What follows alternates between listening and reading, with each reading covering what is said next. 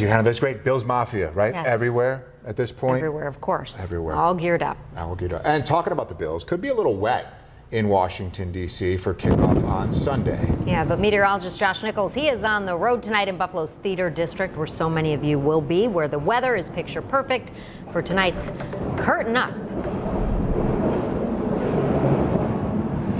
Yeah, the Theater District is going to be a hot spot here this evening. The weather couldn't be more comfortable, couldn't be more beautiful.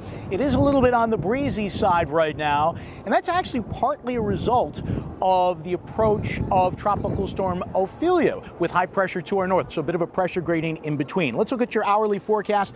Doesn't get better than this for partying it up here in the Theater District tonight, with temperatures dropping slowly through the 60s into the 50s as we go into the early morning hours. Let's talk about current temperatures. We did make it into the mid-70s today. We're still holding at about 73 degrees right now. Low humidity, again, that breeze out of the east at 12 miles per hour. We're into the 60s in the southern tier. Look at Doppler and satellite put together. You will notice some wispy high clouds as you head out and about this evening. That's actually the northern periphery of the system that's along the coasts. So that's kind of neat. Otherwise, high pressure is large and in charge. You can see here on Super Doppler the approach of those rain bands making their way towards the Carolinas here this evening. And we're going to be following that very closely, of course, as we go into the next 24 hours or so, and actually beyond that. There are the current stats on Ophelia. Top winds of 70 miles per hour. That is a strong tropical system. And as we look at the track on the system, you can see here that it will make landfall into the wee hours of the morning in North Carolina and continue its track off to the north and northeast.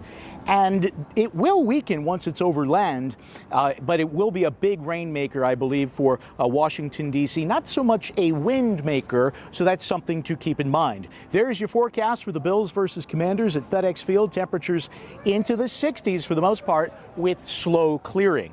There's your hour-by-hour forecast. The clouds that you see there as we go forward will be the result of what is, again, the approach of Ophelia towards the coast, and those clouds will continue to move on east to west over time, but we will find developing sunshine as we head into Monday. Tonight's partly cloudy and cool, the low temperature 52. There's your hour-by-hour forecast for Saturday. We're into the 60s to near 70.